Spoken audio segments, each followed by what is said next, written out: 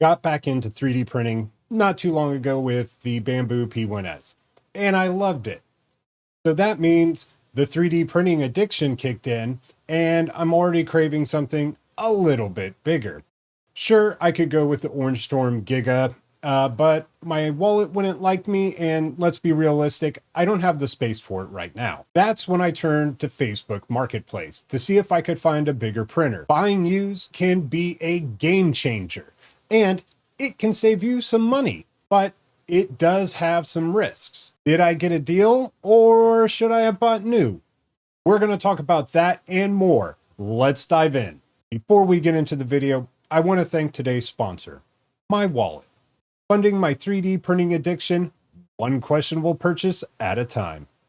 After a couple days of scrolling through Facebook Marketplace, I came across a Creality K1 Max for $400. That's pretty darn good. At the time, the list price was about $809. Add in taxes and shipping, and you're up to $905. Right off the bat, if I could get this, I would be saving $505.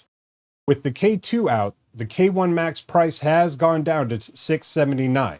Add in the freight and taxes, and you're at $765. At the time I purchased this, I was at a $500 savings. If I had done this today, I'd only be around $360 worth of savings.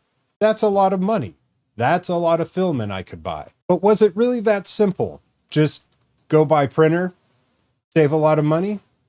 We'll talk about that more later. First, let's talk about what I knew about the printer going into it. After reviewing the seller's profile and reviewing the reviews of the seller, I came to the conclusion this was probably a legit real person. And that's when I contacted them. That's when the catch of this printer came out. They told me that they had printed several items, and then all of a sudden it stopped extruding. It wasn't working. So that tells me that it was either a problem in the hot end or the extruder. Either one could be damaged, broken, not good, or there could just simply be a clog. Good thing is, I can fix that. The seller also mentioned that there was another potential buyer, and they didn't ask me to give them any money to hold it or anything like that. They just said, if you can be here today, it's yours. Was that a sales tactic to get me to commit and go right then and there? Maybe, but I already knew I wanted a printer. The listing seemed to be legit. The seller seemed to be legit. So I was on my way to go get a printer. Let's look at the potential upsides of buying secondhand. First, you can negotiate. You're not going to walk into Micro Center or Fry's and be like, I'll give you $400 for that printer. They're going to be like,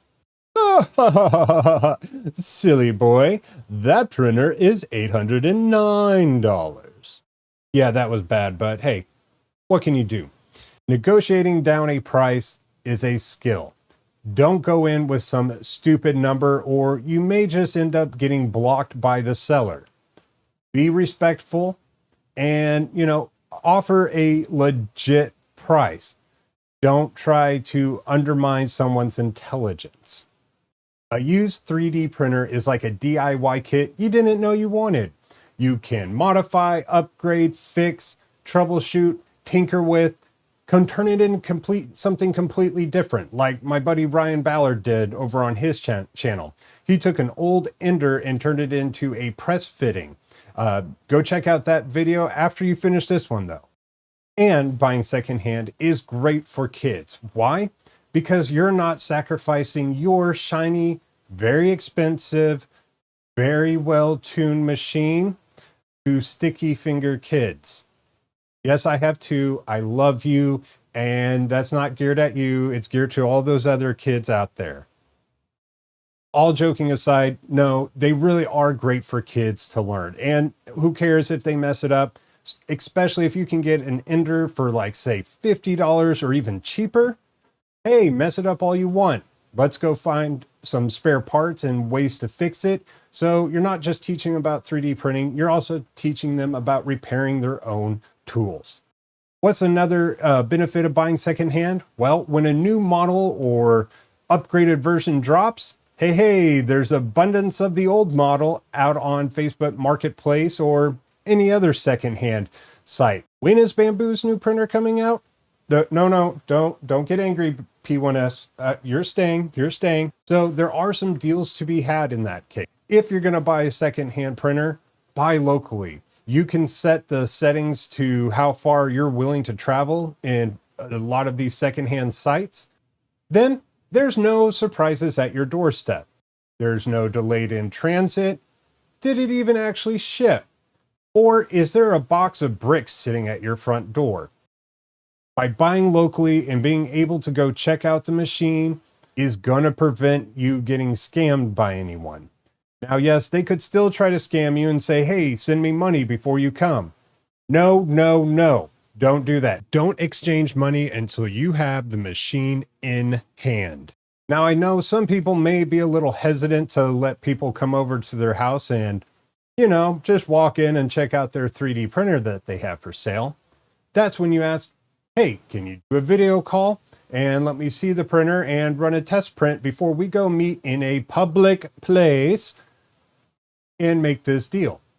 Finding the right printer at the right price at the right time doesn't happen overnight. Sometimes it can take days, weeks, or even possibly months. It's not like going onto a website, adding to cart, and then some company ships it out. So if you are buying secondhand, don't rush into things and just be like, oh, I've been wanting this so bad. Be patient, vigilant, and be skeptical of the listings that you see. Not every deal that you see is what it seems to be. There are a lot of scammers. And that's why I said earlier, local is probably the best way to weed out a lot of the scammers. So let's look at the 3 things you should look for and look out for when buying secondhand.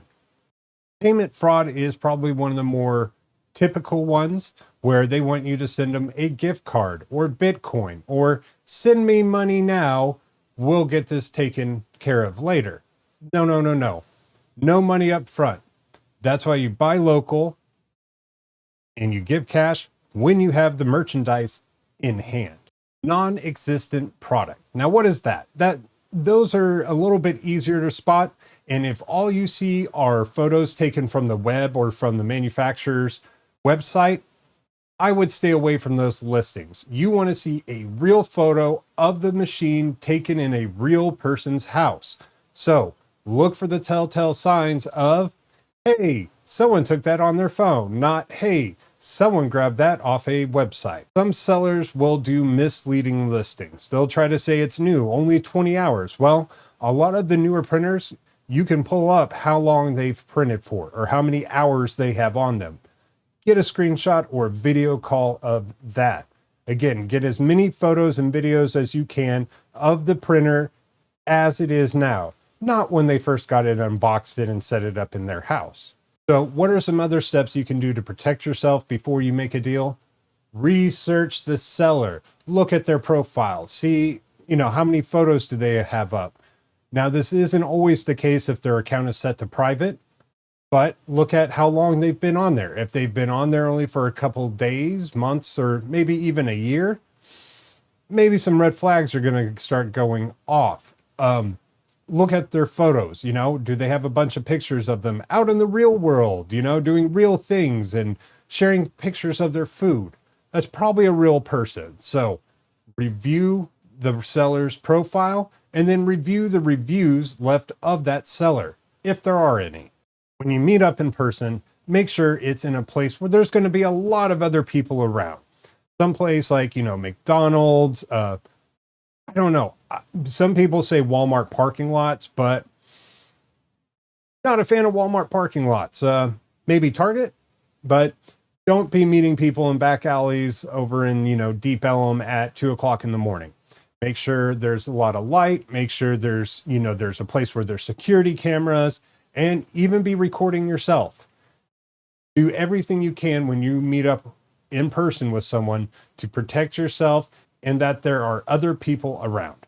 So be vigilant, be skeptical, and do all the above things, and you should have a good time buying on Facebook Marketplace. But there is always, always, always an inherent risk when you go to these secondhand stores and you're dealing with people you just don't know. And here's where things get interesting. We're going to talk about money again. Saving up front is great. With the current pricing, when I bought this, I had saved like $500. If I had done it today, it was like $370 something. That's a lot of money. However, we knew there was an issue with this printer, as that's what the seller told us. So take the printer home, get it set up, and then tear it apart to find out, why is this not printing? Well, this little piece of plastic was stuck in between the area the filament goes from the extruder into the hot end. So took this out, cleaned everything up, put it back together. Hey, hey, hey, we're printing. Everything is perfect until it happens again. That's when I jumped on Reddit and started looking at some of the issues that have occurred with the K1 Max. And of course, lo and behold, there's an issue with the extruder and the hot end. Some people said, hey, you can put a PTFE tube from the hot end up into the extruder to help prevent these clogs. So I did that, thinking everything was good, a cheap, $1 fix. And yeah, it printed again for a little bit and I got another clog. Now I have to go and buy a hot end and a new extruder to replace the one on here. And those upgrades cost me another $76. My savings were down to $430 now, not the original $505. Still great. That's still a lot of filament I can buy, but that was a hidden cost in the machine. And if we look at today's pricings, my savings would have dropped down to $289. Again, still a great deal, still a lot of filament for a little bit, but there are hidden costs and you do need to take that into consideration. Let's say if the motors were bad, we had to replace belts as well. All those little things could add up and we could actually eat away any savings if we had just bought brand new. That is the risk you take when you buy secondhand printers. When buying used, there are a few things to keep in consideration. You're most likely not going to get a manufacturer warranty or any support. So you're going to be on the hook for any repairs that need to be done. There's also no return policy. If they're a good human being, yeah, they may take it back and go, oh, okay, yeah, my bad. But given the internet and the state of things these days, you're probably going to be stuck with it and you're going to have to fix it. And if all those hidden costs add up more than what you could have bought new, well, you're kind of up Schitt's Creek. Great show, my wife says. I don't know. I don't watch a lot of TV unless it's Star Trek. So was buying on Facebook Marketplace a good deal for me? Absolutely, this was a good deal. But not all deals are going to be like this. I could have totally got taken. I could have totally had to spend more in repairs and everything. Buying secondhand can be a gamble. It really can. I don't want to make it seem all sunshine and roses. We've talked about scams and what you can do to protect yourself. Weigh the risks, decide what time and effort you're willing to put into it. And if all of that adds up, hey, go for it. But remember, sometimes the real cost is more than what's on the listing. Thank you all so much for watching. If you like this and you want to keep continuing and following my journey into 3D printing, CO2 lasers, and CNC routers, hit that subscribe and like button. And if you want to go check out another 3D printing video, go check out the one I did with my daughter, where I walk her through Bamboo Studios and we print a guillotine for her school project. I'm going to win Father of the Year this year, I swear. Thank you again so much for watching. And until next time, remember, keep making stuff.